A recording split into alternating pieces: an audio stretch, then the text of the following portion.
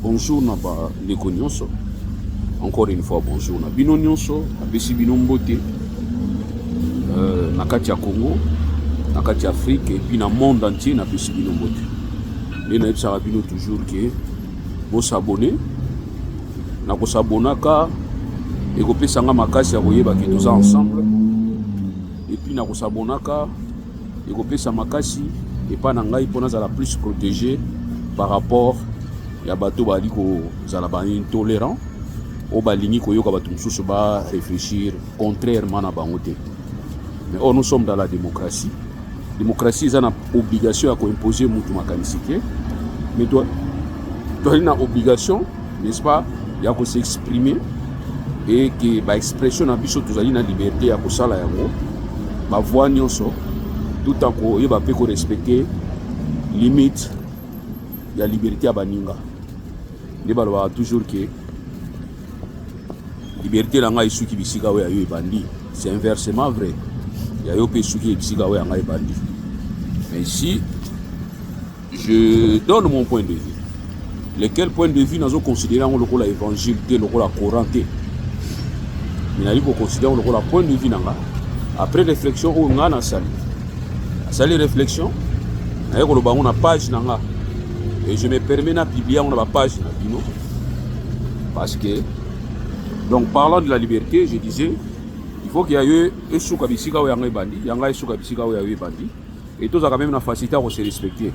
Au-delà de tout, attention respecter je comprendrai, c'est l'éducation de tes parents. Tes parents sont tellement mal éduqués et il ne faudrait pas qu'il y ait des parents qui aient éducation. Je le sens et je le vois chez ces enfants, chez leurs enfants plutôt. Donc moi, pour connaître un parent, je vois seulement son enfant, la façon dont son enfant s'exprime, la façon dont tata naya, la façon dont moi naya zolobela, zofinga ba tata ngani. Je vais conclure que papa n'a pas mon fils mon aîné. Donc c'est ça. Tous a quand même l'éducation. Il y a koloba oyo kanisi, il y a ko kanisa oyo lobi, tout a ko respecter makanisa baninga mususu. Lelo na lina lobelelo ko mongo ya mutuya. Les alliés problème il y a koyeba politique extérieure parce que c'est la politique extérieure qui influe sur la politique intérieure de l'État, surtout un État faible comme nos États africains. On appelle ça d'une manière stricte pour parler des États africains parce que je suis en Afrique, je connais les réalités africaines dans l'État politique interne. On appelle cet exemple Palestine, ils ont été. On a tous aligné comme État. Vous allez remarquer qu'au niveau de Palestine, quand on parle de Palestine, on parle de l'autorité palestinienne. L'autorité de Palestine. On ne parle pas de l'État. Pourquoi? Parce que elle ne remplit pas les conditions strictes pour la considérer comme telle. Elle a un peuple. Elle a une institution, cette autorité de la Palestine, et puis elle a un territoire mais qui est difficilement bien défini. Et au-delà de ces trois éléments, il y a un autre élément où il joue à géopolitique, la reconnaissance, il y a l'État qui va reconnaître comme tel. Par contre, au niveau Afrique, nous avons une position de colonisation qui fait que pour comme État, il faut accéder à la souveraineté internationale et on a besoin d'indépendance. Mais dans le cas de la Palestine, on a besoin d'indépendance, on a besoin d'une certaine reconnaissance. Et cette reconnaissance dans le cas de la Palestine, ils ont tardé, ils ont parce qu'il y a le rapport de force aux relations internationales. Ils ont pesé malheureusement la Palestine pour les reconnu comme tel. C'est très dur, hein? C'est très dur. Bon, on a tout le monde pour nous. Et tout le monde est intéressé de ce qu'on les alliés, la République démocratique du Congo. Parlant de la République du Congo, savez-vous que avant 1885, le Congo nous appartenait? Voilà les statuts à RDC et qu'on changé en 1885 dans le mois de février. Avant ça, ça dit, nous avons regretté que ma communication sur la vidéo, il y a un objet, il y a écrit pour mon ouvrage. Je l'ai dit déjà aujourd'hui, pour de mettre en monde en gros déjà. Pour comprendre que Boyoka a partie de la vidéo, on a dit ça. On a dit pour nous en 1985, pour l'histoire, l'historien, un grand professeur, tout ça, par recherche, de découvrir en moi. Et puis tout le monde on a découvrir en moi. Par vie, déjà, on va ici, je salue le professeur Kumbu Kingimbi, mon maître. Et puis, le professeur Sakata, Bazé Belé, la salué Bino, et aussi mon CT, Omokoko, le doctorant. Merci beaucoup. Et puis, d'une manière générale, l'institution Naouti, on a Outa, on a bêté la Motolo. Parce qu'il y avait un qui m'avait posé la question, tu es de Lumbashi? J'ai dit non. Tu es de l'Unikid? J'ai dit non.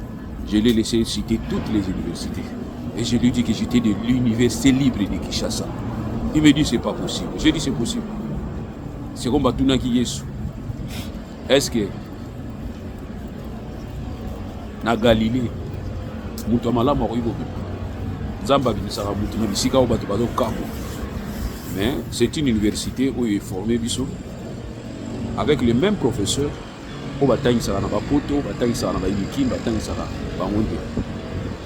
Voilà, donc c'est ça la réalité. Dans un fruit à l'université libre de Kinshasa, c'est là où j'ai distingué. Et finalement, j'ai été retenu comme enseignant là-bas. Et jusqu'à ce que je sors, j'étais toujours enseignant. Et bien voilà, je suis là. Maintenant, je suis en train de préparer ma thèse, ma défendre ma thèse. Ça va venir, vous serez informés. Alors voilà. Donc, alors voilà pourquoi on a dit que autant on a Sorbonne, autant on a une université minée, ni Massachusetts, pas université minée, mais il faut qu'on défendre. Le autant il faut défendre en mieux des. Alors je disais par là, il y a statut à RDC. Je disais RDC avant 1985, ils allaient à Bissau. Parce qu'il n'y avait aucune autorité qui planait dans l'espace sur Bissau. Sauf par autorité coutumière, où ils allaient bien organiser pour renseigner Bissau. Maintenant, il y a Lukeni, Tingankufu, il y avait des autorités coutumières organisées. Ça, il faut les reconnaître. Parce que les gens organisé. 1985, c'est là maintenant il y a eu reconnaissance. Alors pour que cette reconnaissance devienne effective, les souverains belges étaient donc obligés d'associer les autres puissances. Probablement il va les associer. Parce que dans l'Isimark, il y a la conférence de Berlin. Et la conférence de Berlin, c'est là où ils vont, n'est-ce pas, couper sa autorité, pas à souverain de Belge, Azala comme autorité, il y a espace où ils allaient RDC Lelo, y compris Rwanda, Ouganda, na Burundi. C'était comme ça. Alors, nako gérer mboka oyo, comme ils allaient qui n'a pas de négociation basalaki, ils ne pouvaient pas gérer seul. Il était donc obligé de signer les accords. Donc il y a l'accord de libre circulation à Bassia Fleuve Congo, à Salib accord et belé et balobi que Nabisika Oyo, autorité belge Zate, monté au Union soyez pour la grande puissance signataire. Il y a acte à conférence de Berlin. Il y a quoi administrer l'autorité naïe. Mais Bisika va occuper l'autorité à roi belge sur place, va bouger mais il y a autorité à roi belge à couper sa moutunion à traiter moutunion sur égalité. Voilà l'accord signé qui voilà statut à RDC à moi. Donc ça dit de là, on peut déjà comprendre que la RDC, les Alaki pays, il y a moutunion parce qu'on pouvait bien faire le commerce. Parce que Tina Nango Zalaki mini basé sur le commerce. L'objectif est Zalaki pour la liberté à cause la commerce et à cause l'exploitation. Alors maintenant, il faudrait maintenant se poser question à Koyiba. Est-ce que le statut en haut il changea? je voudrais vous surprendre et vous dites que statut wana échange en côté. Échangeate, pourquoi? Parce que nous sommes incapables. Donc je disais que je peux vous surprendre pour vous dire que ce statut wana échangeate, mais soit forme mususu. Maintenant, qu'est-ce que nous Congolais nous devons faire? Nous devons faire en sorte que tout fanda, tout est vrai statut na biso, tout est négocier, renégocier statut ango, tout est nin to sala par rapport na yango, et puis finalement tout poser ba nouvelle base. Or, c'est ça maintenant que nous avons tenté de faire en 1960, tant qu'on réclamait qu'il y ait indépendance. Quand bien même qu'ils sont venus nous diviser, au Panzabiso, à telle enseigne que nous avons une indépendance et ça la mambala moko, nous avons une indépendance et ça la mambala moko, nous avons une qui continuer dans la colonisation. Ça, c'est ça qui œuvre à colonisateur parce qu'ils voulaient garder la République du Congo.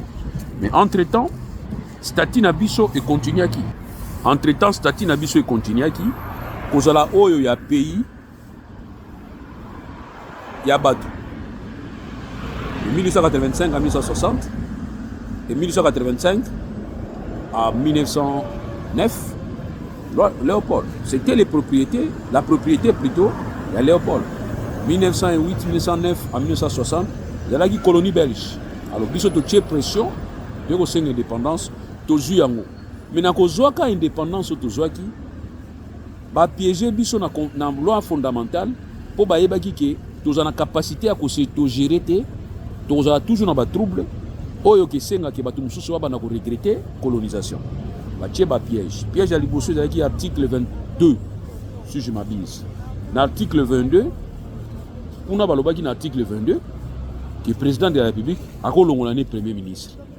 Tant que tu piège wana ezalaki kopesa président moko za na compréhension ko comprendre que na état o tozanango na situation tozanango quel que soit problème o nga ezali ko poser nga na premier ministre ba ko tiela nga pembeni na ko ikolongola nga yiti sinon ko benda ba problème makasi et surtout que ba bimaki bango nyonso na kati ya congrès.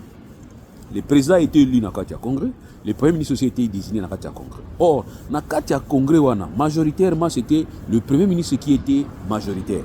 Donc, Kassavubu, na kolongolaka premier ministre na ye, azaye kozwa risque politique, ou eko memana ye ba destituer ye. Ne voulant pas qu'arriver à un niveau qu'on se faire destituer na congrès où ezalaki hostile na ye, ezalaki à 100% na ye te, c'est ainsi il était obligé de suspendre toutes les institutions, y compris congrès, pour ba siéger pour na kana ye. Et c'est là où maintenant ça a posé des problèmes, ya ko monaka ke Lumumba moya travailler zate, Lumumba était obligé de fuir. Quand Lumumba kimaki, souci à Lumumba zalaki, ou aspect mususu, akimaki nebisika o bazako zelaye. Bazako zela Lumumba na Kisangani. Et les historiens sont unanimes pour dire que ce qui Lumumba tenia ki Kisangani, Lumumba n'inga kufate. Parce que base na solide zaki na Kisangani. Maintenant, je reviens pour dire aujourd'hui quoi.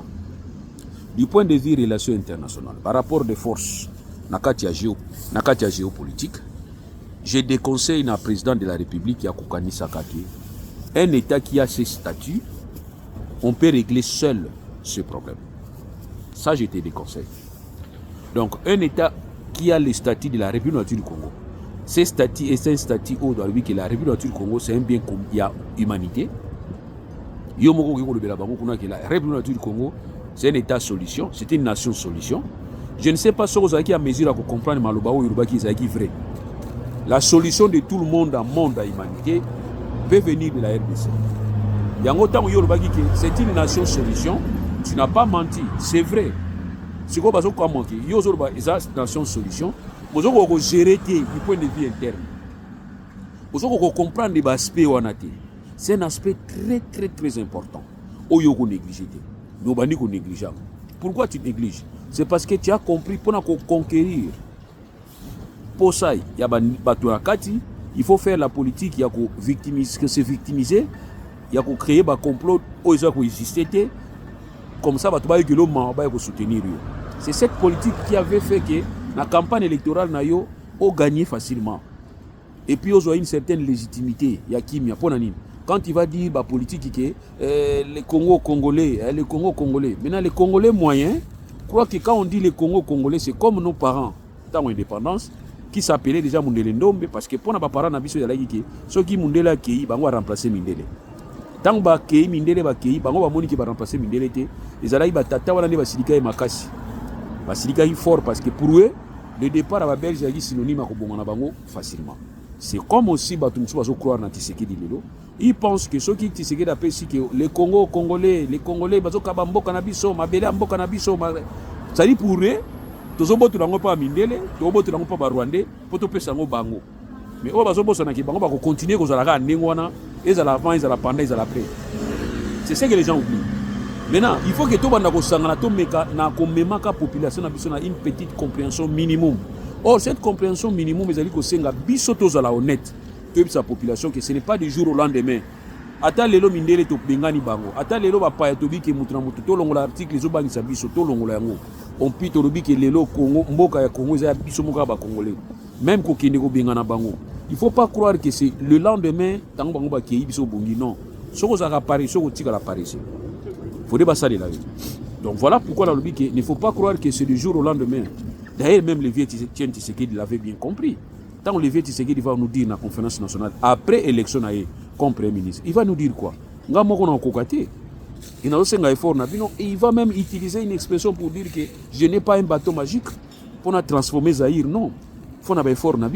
Donc, je me rends compte que Félix Tshisekedi croit qu'à lui seul, il peut apporter des solutions dans le Congo. Non, ce sont les événements qui vont t'interdire. Parce que Mobutu aussi a tenté. Kabila aussi a tenté de le faire. Qu'est-ce qu'ils vont te faire? Ils veulent t'amener vers la porte et à faire un mandat. Yo salagano yo salawana. Lobaka na yo ba bêtise contre bango. Constitution bapaya ba mimboka oyo bapaya fo bakende lobaka na yo yango lobaka bazotika yo loba bali ba mema yo po ba ko dépouiller yo na légitimité oyo zanango parce qu'il faut reconnaître que tu es le président de la ville du Congo. C'est ainsi nous n'avons pas partagé la position à Fayoulou quand Fayoulou va nous dire que c'est lui le président, il a été élu. Non, nous lui avons dit non, il faut rester légaliste. Songo bundisa muto azana mauvaise foi na côté à loi, il faut tirer dans la loi. Tshisekedi c'est le président légal et légitime actuellement. Mais Tshisekedi va s'amener à s'embrouiller pour anime. À ça la transformation au azan ça la spectaculaire au za la contre yé et ba ko distraire yo ti pembe na ba faire un mandat na yo. So comme pembe na faire un mandat na ba ko yipso organiser les élections. Or na niveau ko za nango déjà aux difficulté à organiser les élections. Parce que yo za na posa organiser les élections, tu za na posa changer constitution. Ça c'est un. Vous avez posé à pesa batu oyo batu bazali na ko s'attendre pas na yote. Vous avez posé ndeko changer constitution croyant que na changer la constitution bonheur la batu yi. Or na ko changer la constitution bonheur la batu yate. Tu vas encore créer un autre problème beaucoup plus dangereux que pour toujours gérer. Ça c'est très important. Alors batu nous bazo comprendre pourquoi parce que on a un sentiment moko boye, il y a démagogie, on a un sentiment moko net il y a nationalisme moko aveuglé. Non, moi je suis nationaliste moi aussi. Vous croyez que tous comprendre qu'il faut protéger Mboka na biso. Tous comprendre. Mais il faut protéger Mboka na biso na ba outil oyo ba pesi biso. Na science, na droit, na relation internationale. Vous voyez, pour te ba diriger Mboka na biso bien parce que la politique c'est un art de diriger une cité. Il faut utiliser ba art wana. Mais ngai nazo mona lokola tous zo na forme moko simpliste pour te résoudre les problèmes. Dans la discours na yo place autour ba dernièrement. Tu vas commencer à parler en français. Mais cette foule qui te dit que bazo comprendre français na ba mono zo utiliser.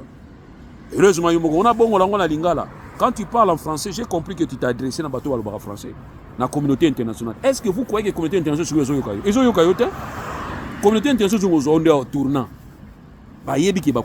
Ils savent. C'est-à-dire que la communauté, elles savent. Elle sait que la communauté internationale est au tournant. Bayebi na bango place ba kozula yo. Place ba ko affaiblir yo bayebi. L'affaiblissement na yo ko la place moko.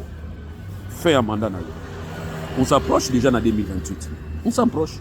Le doigt en 2024. Dans un mois, 2 mois, tout en 2025. Baso compter. Calendrier auto compter là Kabila. Baso compter le héros. Ils vont commencer à te dire oh bah c'est Kabila. Kabila qu'est-ce qu'on lui avait dit? Kabila en 2011 va parvenir à modifier la constitution. Kabila l'a fait à Tanga Université tel que la bino mususu. Vous en avez un professeur Bataïn Sanzambe. Kabila il a réussi à faire son petit coup d'état en 2011, il a modifié la constitution, mais nous avons dit que ça, bien été pourquoi. eza ba essaye ya sala yibiso atantaki alobi mbona mekana na 2011 ameki bato afani kimia abino afona ki nango na 2016 akena 2016 abendi na glissement. C'est na 2016 les communautés internationales bané ko tchaka la pression. Kabila a eu des pressions na 2016. 2 ans ya Kabila pona ko gérer mboka Kabila comment qui obligé à couper sa position na yé. Bazo tout na air nion sa position. Air nion sa position. Journaliste a mundele wa moi si on a benga ki petite sœur. A tout nié position Kabila bi bolu que les photocopies à constitution. Que si Kabila va photocopie yo président munene bo ka photocopie. Nous pas la constitution originale au PSA. Bon, la photocopie, madame, avenir politique n'a pas réglé la constitution. Kabila a pression parce qu'on lui avait demandé à payer ça clairement position.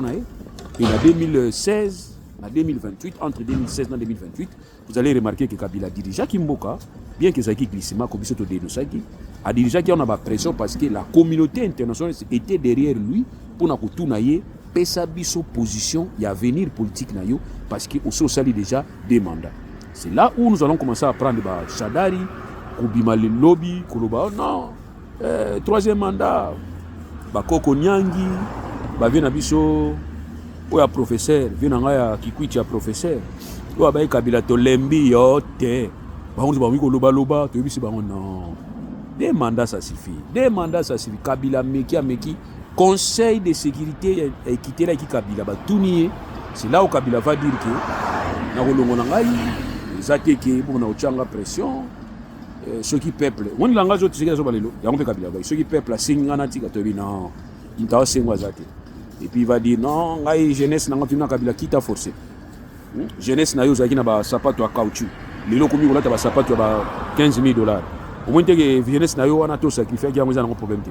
Moi je peux sacrifier ma jeunesse na Congo ba ça on a quota prison pour 10 ans pas payer ça 10 millions. Il te dit que na quota pour ba ça 12 ans. Parce que ce qu'on fait libre pendant 20 ans, on a $1,000. Nous avons proposé que quota prison pendant 10 ans, va payer ça $10 millions. Il va te dire côté Sangai et puis namoni oza mutu moko te bato ba yebele. So na fandi 10 ans de dans combien de banda.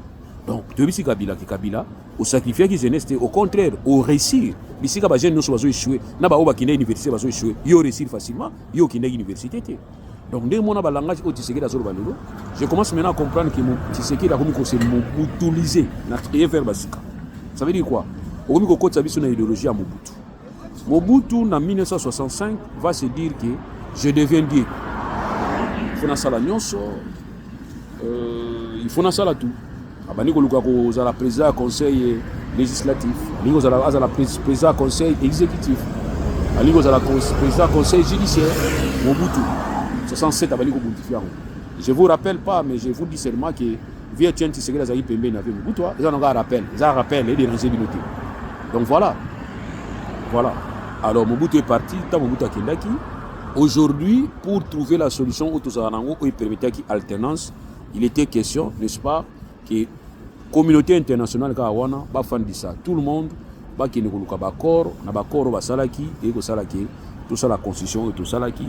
Bien que le lot Félix Tshisekedi a repris à Bapaya, de Basalaki Ango, toujours rappelé que grâce à Yaoundé Yazawana, comme il y a reconnaître né Ango, tes années, moi, Awangani maman matrice, ya maman Bisikaoud. Moi, na Wangana papa, mais Wangana maman, la conscience c'est la mère. Tant que Wangana, on a dit, Wangani maternité à maman Nabino. Tu vois, on a dit que Abosania. Pour nous dire Sabino que rien ne peut se faire dans la RDC, ceux qui partis politiques moko abeti tolo. Rien ne peut se faire dans la RDC, ceux qui partis, ceux qui mutumoko abeti tolo. Mais je commence maintenant à comprendre que Félix Tshisekedi a dit que tolo, à lobby commence à parler de lui comme s'il est fort. Oraza forte. Félix n'est pas fort. Ça je voulais vous dire. Bah tu as Félix, vous avez exposé Félix. Félix a sa forte. Il est très faible. Félix a très faible. Mais il peut devenir fort. Ceux qui azu batu ebele et puis ba moni ke batu bazolanda ye. Batu bazolanda ye. Isa ba pembe na yo. Ba profiteur. Ba inconditionnel. Batu bazawana niti ba mabata ba meme bazolanda meme liboso. Moi ba meme ne batambola ati. Osimbi meme mozo benda meme ba meme muso atala ba singa ti bazolanda meme bazobenda wana. Ndenge moko batu wana. Il faut que les bateaux en face de vérité en face. Oui, ça ose ça les a bien, ose ça les a bien. Moi, je Nabosani Tshisekedi, Félix Ongana Ibaki na bien soutenu. Je vous dis, je ne te reconnais plus. Je ne te reconnais plus. Au commis d'arrogance, au commis d'excès de confiance, au commis de force. Place au fan de l'Itonito Yebango. Mais place au fan de l'Itonito déjà qu'il faut en force, ma casse koleka. Il faut en force. Pourquoi? C'est le nationalisme aveugle et Kosarabisoté. Nous tous, nous voulons résoudre les problèmes d'une manière radicale. Mais attends, si tu as la force, mais si tu n'en as pas, il faut savoir comment te prendre. Sinon, à ce moment-là, c'est toi qui seras agrouti. Donc, je crains que vous allez agrouti. Pourquoi? Parce que dans la situation politique, dans le monde, il y a la différence entre la politique extérieure et la politique intérieure. La politique extérieure influe à Kamakasi dans la politique intérieure. Ça influe. On peut par exemple, M. Chouka, pour parce que nous avons 30 minutes. L'Israël. Aujourd'hui, Israël a un problème. Le Premier ministre israélien a un mandat d'arrêt international, décerné par la CPI. Mais or, un Israélien qu'on n'a jamais livré une justice étrangère. Mais ici, le Premier ministre Benjamin Netanyahu, on se disait qu'il est fort. Et il est fort. Et il a le soutien. Félix on a soutien de Benjamin. Benjamin, c'est tout un État qui est protégé par les États-Unis. C'est l'Israël. Et toutes les institutions à Israël les a protégés par les Américains. Par exemple, il y a armement, il y a l'ingénieur. Et par exemple, même main libre, il y a un sala, il y a un sala makas, il y a un partout. Mais lui qui croyait avoir tout reçu des États-Unis, aujourd'hui a commis confronté, a commis que tout n'a pas battu Libanda, n'a pas la n'engeni. C'est avant-hier que France répond que peut ça y est immunité, peut ça y est. Mais nous voulons savoir de quel mécanisme France européenne c'est la immunité face à décision à ces pays. Nous voulons voir tout ça là. Tu sais, biso pour biso tout temps à chaque jour. Si c'est une nouvelle loi, nous voulons savoir ça. Dans le mécanisme où ils ont la. Parce que ces pays, ils allaient collander la infraction où il y a génocide, crime de guerre et crime contre l'humanité. Ces pays, ils ont besoin d'un mandat à pays mon côté. Ces pays, à ça d'une manière indépendante. Par le but que ces pays, à l'andela monto, à la statut à monto. Même président soudanais, monaki, va boire qu'il est en haut. Aujourd'hui, nous avons une histoire où il y a justice internationale. Le premier ministre d'un grand État comme l'Israël a décerné un mandat d'amener international. Alors, dans ce mandat-là, ils ont dit que les pays ne sont pas exécutés. Bon. Mais ils ont dérangé déjà Benjamin Netanyahu. Le premier ministre israélien a déjà dérangé. Il a commis mal à l'aise. Donc, la Pologne a lobby qui pour l'Italie, ils ont invité. Tant mieux. Ce sont des positions qui sont en train de donc, l'équipe de France a lobby qui a coupé sa immunité pour ne pas déranger. Tous là.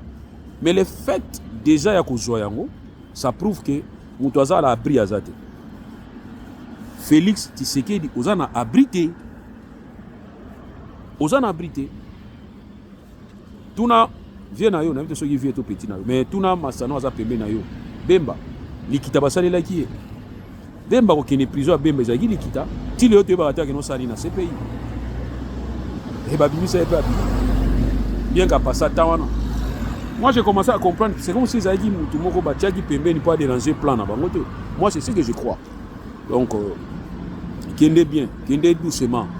Ah tout kende doucement. La ligne où kende wa déjà ligne qui to côté. Faut ça la sur la ligne où kende wa. Sinon c'est pas bien. Ça bien té. Kende doucement et vous allez bien. Pourquoi? Tant que Mobutu Alobaki m'avait poignardé au dos, c'était une façon de dire aux Américains, aux impérialistes, malgré Nazoa qui Congo, n'a pas beaucoup de nationalistes, n'a pas ça qui bino yango parce que Lumumba je l'ai neutralisé, Mobutu. Et j'ai pris le Congo na tika qui est à côté capitaliste. Mais aujourd'hui, on a commis une maladie, vous m'avez poignardé au dos. C'était Mobutu qui avait dit. Il avait dit par rapport au service qu'il avait rendu dans l'impérialiste. Félix n'a rendu aucun service dans l'impérialiste.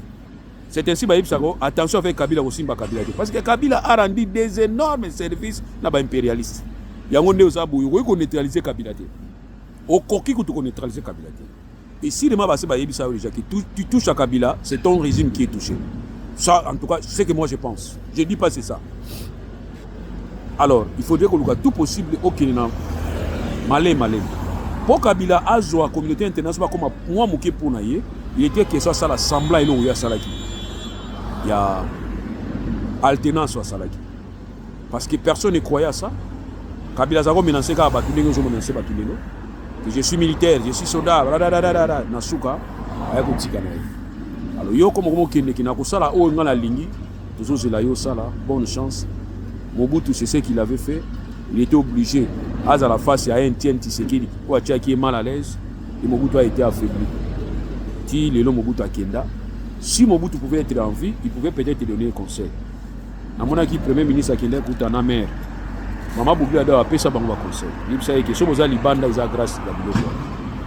Merci beaucoup et puis à suivre.